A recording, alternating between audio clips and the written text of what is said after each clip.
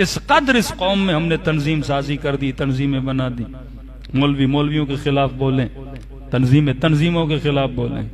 دیکھیے شیعت کی کچھ ریڈ لائنز ہیں، یہ مسئلہ لوجیکل بھی ہے اور مسئلہ عقلانی بھی ہے، اور صاحب حکمت اس مسئلے کو سمجھ سکتے ہیں۔ اس قوم کے کئی لوگ جو ہیں وہ غلط راہ پہ چلے جاتے ہیں، اپنا پیسہ غلط لوگوں پہ ضائع کر دیتے ہیں، اپنا بھی نقصان کرتے ہیں، قوم کا بھی نقصان کرتے ہیں۔ تم نے صرف امامہ نہیں دیکھنا، تم نے صاحب حکمت افراد کو دیکھنا ہے، تم نے صرف علم نہیں دیکھنا، تم نے یہ دیکھنا ہے وہ اس خط پر بھی ہے کہ نہیں ہے، جو خط ہمارے بڑوں نے کھینچی تھی، اگر وہ اس خط پہ نہیں ہے تو اپنا بھی نقصان کر رہا ہے، مذہب و مکتب کا بھی نقصان کر رہا ہے۔ دوسرا، اجتہاد کے بعد ولایت فقیہ کا نظریہ۔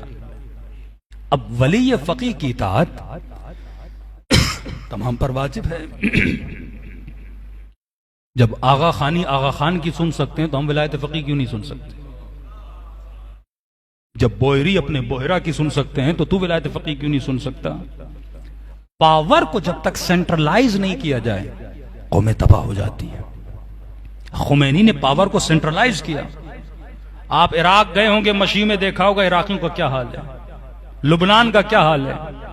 ایران نے ترقی بھی کی، ان تمام تر سینکشن کے باوجود کتنی ترقی کی ہے ایران نے نا، سب کچھ کیا، کیونکہ پاور وہاں پہ کیا ہوا؟ سینٹرلائز ہوا۔ جو قومیں اپنے پاور کو سینٹرلائز کرتی ہیں وہ قومیں کامیاب رہتی ہیں۔ پاکستان میں ایک سسٹم بنا، تحریک فقہ نفاذ جعفریہ، قیادت کا انتخاب ہوا، قیادت کو ویریفائی کون کرتا تھا؟ ولی فقیہ۔ شہید حسینی کی قیادت کو کس نے ویریفائی کیا؟ ولی فقیہ نے۔ ہمیں لینتھ اور لائن کہاں سے لینی ہے؟ ولی فقیہ سے لینی ہے۔ دو سسٹم ہیں، اگر آپ ولایت فقیہ کو نہیں مانتے تو اپنے اندر ایک علماء کا گروہ بناؤ جو قیادت کا کیا کریں؟ انتخاب کریں۔ جب تک پاور سینٹرلائز نہیں ہوگا شیعہ بکھرے رہیں گے۔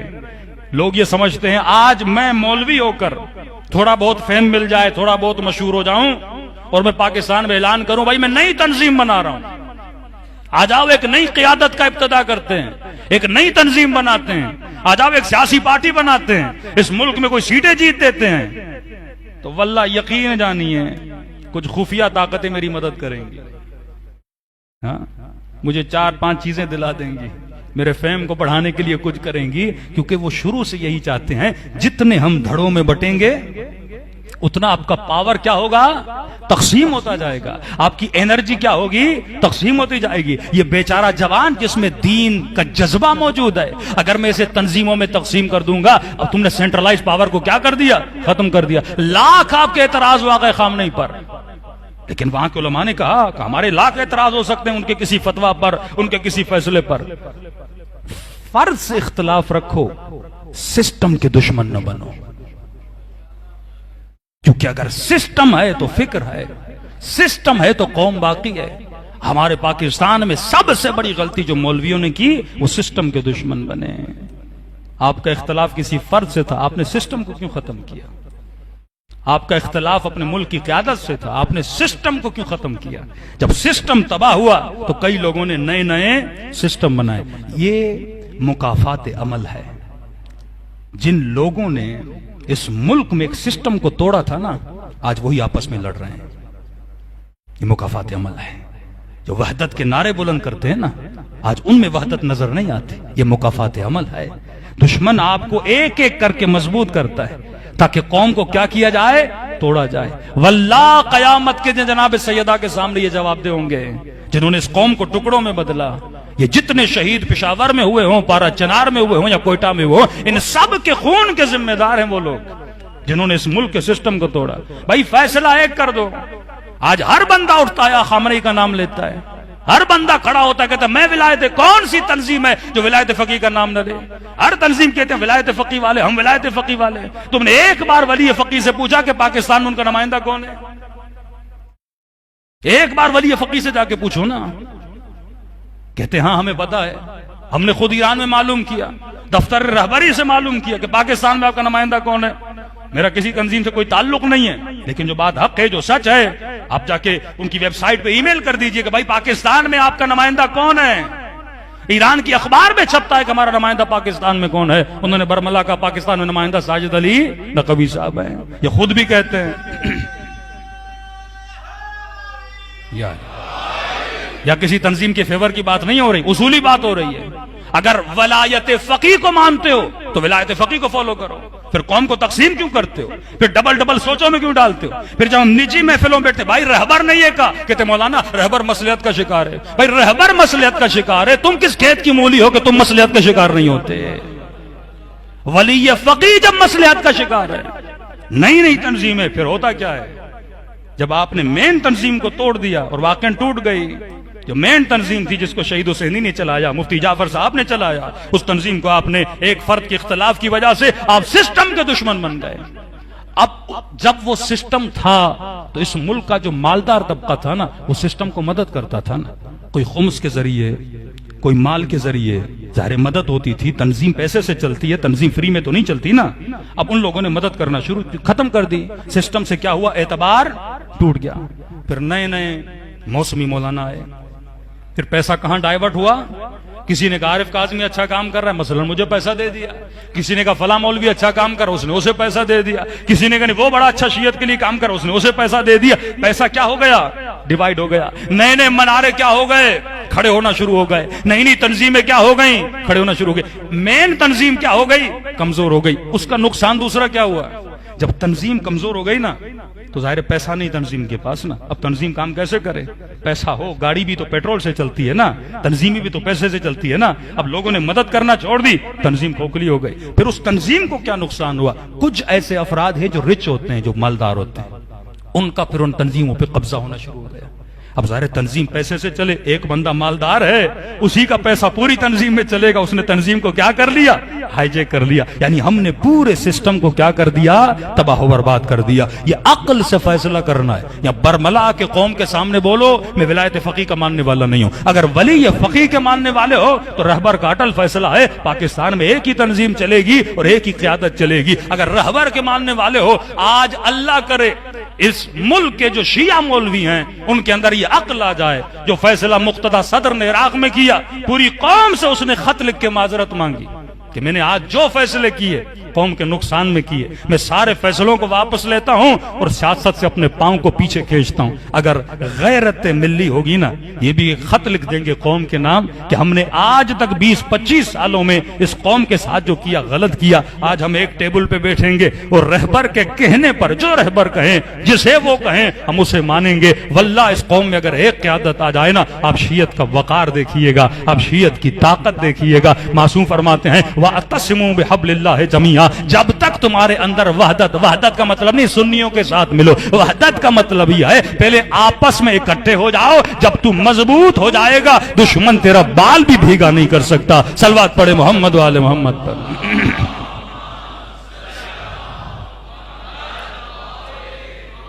مکافات عمل ہے، یہ مکافات عمل ہے. آج سے 25 سال پہلے 90s میں جن لوگوں نے مولویوں کی پگڑیاں اچھالیں، ان کے ناموس کو بدنام کیا، آج آپس میں لڑ رہے ہیں. بزرگ علماء کہتے ہیں ہمیں ہنسی آتی ہے. یہی لوگ ایک وقت اکٹھے تھے لیکن آج یہی آپس میں لڑ رہی ہے. مکافات عمل ہے. جب حب ذات انسان میں آ جائے نا، علی ابن ابی طالب نے قوم کے لیے، مولا فرماتے ہیں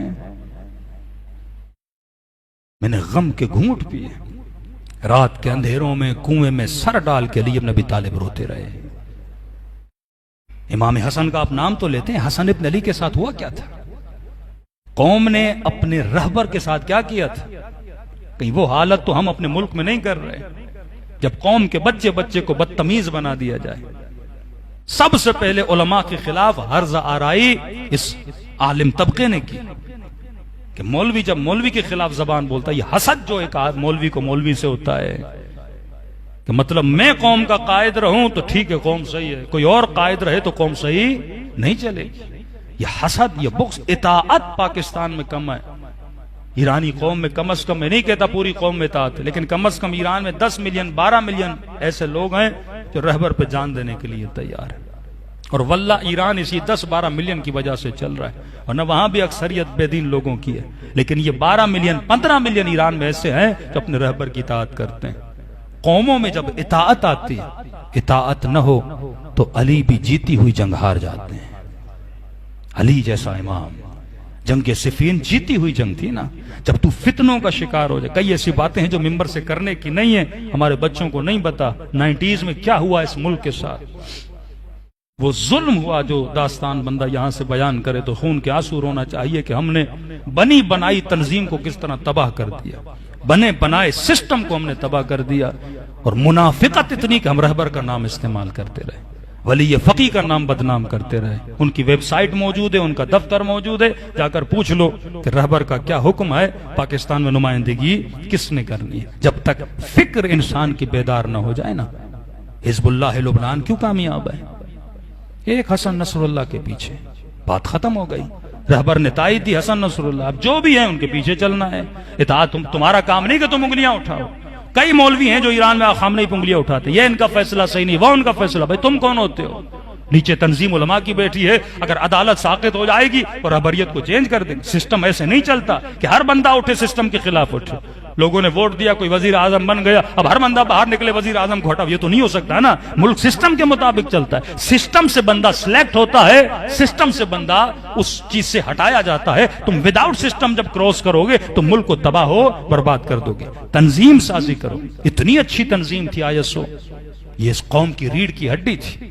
گلی گلی کوچوں کوچوں میں بچوں کی تربیت آج سکڑ کے رہ گئی. ISO چند علاقوں میں، لاہور کے چند علاقے صرف کراچی کی سٹی میں رہ گئی، ورنہ یہ تنظیم روٹس میں تھی، یعنی شیعوں کی جڑوں کے اندر تھی. کیونکہ جب ہم نے اسے مین سسٹم سے توڑ دیا، یہ نقصان تم نے کس کا کیا؟ نقصان تم نے قوم کا کیا. جب تک ایک نہیں بنتے تب تک تمہارے اندر وہ پاور نہیں آتا. آج روتے پھرو کہ شیعوں کے بچے مسنگ پرسن میں ہیں. آج مائیں رو رہی ہیں کہ ان کے بچے 4 سال ہو گئے، 6 سال ہو گئے، کچھ پتا نہیں. ہاں ہم کہتے ہیں جس نے جرم کیا اسے پکڑو، لیکن یہ نہ پتا ہو کہ بچہ کہاں پہ ہے. آج واقعاً آدمی خون کے آنسو رو رہا تھا جب ایک اتنی بڑی پولیٹیکل پارٹی کے بندے کو پکڑا گیا اور اسے جو ٹارچر کیا گیا. پوری قوم نے دیکھا نا، انسان کے حساس ترین عضو کو ٹارچر کیا گیا. تو ایک ماں رو رہی تھی، کہہ رہی تھی مولانا 4 سال سے میں نے اپنے بچے کو نہیں دیکھا. لیکن جب میں نے ٹی وی پہ سنا نا شہباز گل کے ساتھ یہ حال ہوا، کہ میں سوچ رہی تھی میرے بچے کے ساتھ بھی ایسا شاید ہوا ہو. کیوں یہ مائیں ایسی کمزور پڑ گئیں؟ کیوں اس قوم کے بچے کمزور پڑ گئے؟ جب آپ میں یونٹی نہ ہو. کراچی میں سب سے بدترین پارٹی تھی MQM. ایک دن میں 17-18 لاشیں گرتی تھی، لیکن یونٹی جب تھی نا ان میں، وہ خبیث ایک کال کرتا تھا، کراچی سیکنڈز میں بند ہو جاتا تھا. اسے کہتے ہیں پاور.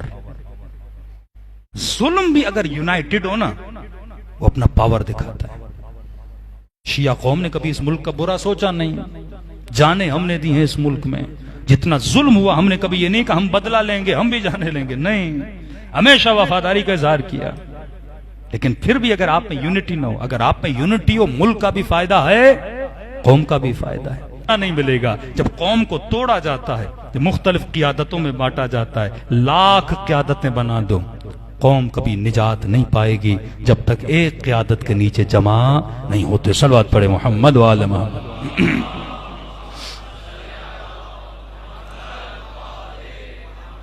اور کچھ لوگوں کو کہنا چاہوں گا اپنا پیسہ ضائع نہ کرو. نئے مولوی جو موسمی نکلتے ہیں ان کے اوپر پیسہ ضائع نہ کیا کرو. سسٹم کو مدد کرو، فرد کو نہیں.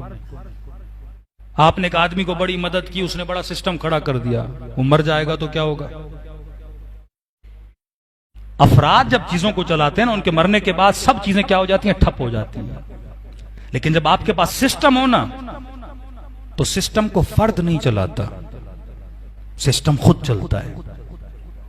مثلا آغا خان زندہ ہو نہ ہو، اس کی آغا خان یونیورسٹی تو چلتی رہے گی نا. اس نے سسٹم بنا دیا نا. ولایت فقی سسٹم کا نام ہے نا. آغا خامنئی ہو یا نہ ہو سسٹم باقی رہے گا نا. ہاں فرد آتا ہے اپنی عادتوں کی وجہ سے سسٹم کو اور کیا کرتا ہے؟ فردر مضبوط کرتا ہے. آپ فرد کو مدد کرو گے، فرد جیسے مرا وہ چیزیں ختم ہو جاتی ہیں. سسٹم بناؤ، سسٹم کو مدد کرو. اسکولز بناؤ، اسکول ایک سسٹم ہے. عزاداری ایک سسٹم ہے. یعنی ایسا کام کر کے جاؤ جو صرف آپ پہ ڈیپینڈنٹ نہ ہو، کسی فرد پہ ڈیپینڈنٹ نہ ہو. آپ ایک سسٹم کو کریٹ کرو اور آلریڈی جو سسٹم بنے ہوئے ہیں ان سسٹموں کی مدد کرو. اپنا پیسہ ضائع نہ کرو. صلوات پڑھے محمد و آل محمد.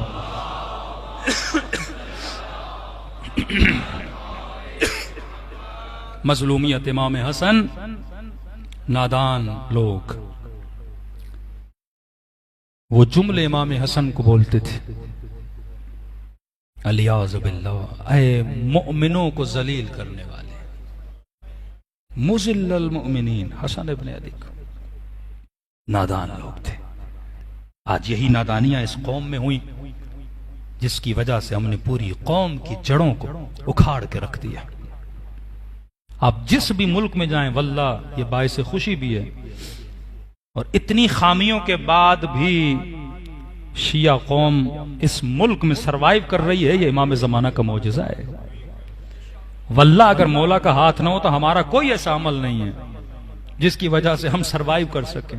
جتنے حملے ہمارے اوپر ہوئے ضیاء کے زمانے سے لے کر اب تک، گولیوں سے مارا، بموں سے مارا، گردنوں کو کاٹا، ٹانگوں کو ٹکڑے ٹکڑے کر کے کاٹا، وہ ظلم کیے کہ جس کی مثال نہیں ملتی اس قوم، شیعہ قوم پہ جتنا ظلم ہوا، لیکن اب تک آپ سروائیو کر رہے ہو، امام زمانہ کی دعا ہے۔ لیکن اگر تھوڑا عمل آ جائے نا، لینتھ لائن پکڑ لو، پھر دیکھو خدا کتنی قوت دیتا ہے۔ اور امیج آپ کیا دوتے؟ جو مکتب علم کے ماننے والے ہیں ان پر لازم تھا معاشرے میں علم کو بانٹے نا۔ ہم نے علم نہیں بانٹا، صرف گالم گلوچ، صرف جلسوں کی حد تک، صرف سیمینار کی حد تک، صرف یہ تھا کوئی بندہ شہید ہو جائے ہم اس کی تصویر لگا دے، آج شہید کا سیمینار ہے، آج مکتب قاسم سلیمانی کا سیمینار۔ بھائی تم نے مکتب قاسم سلیمانی کو سمجھا کب ہے؟ قاسم سلیمانی کے مکتب کا مطلب یہ ہے اپنے رہبر کے کہنے پہ اپنی جان کو قربان کرنا۔ تم نے ملک کے رہبروں کو بدنام کر دیا، تم نے ملک کی قیادتوں کی داڑھیوں میں ہاتھ ڈالا، تم نے ان کے ناموس پہ ہاتھ ڈالا، اور تم مکتب قاسم سلیمانی کی بات کر رہے ہو۔ مکتب کا مطلب یہ اطاعت وہ ہو جو سلمان فارسی کی اطاعت تھی، اطاعت وہ ہو جو میثم تمار کی اطاعت تھی، اطاعت وہ ہو جو جناب حجر کی اطاعت تھی۔ سر کٹا دیا لیکن علی سے دور نہ ہٹے۔ یہ مکتب کا کام ہے کہ اطاعت کے ساتھ چلو، تسلیم اور مقام رضا کے ساتھ اپنی زندگی کو گزارو، کیونکہ قوم میں تربیت نہیں تھی، ہم نے قوموں کی تربیت نہیں کی، اپنے مال کو ضائع کیا، انرجی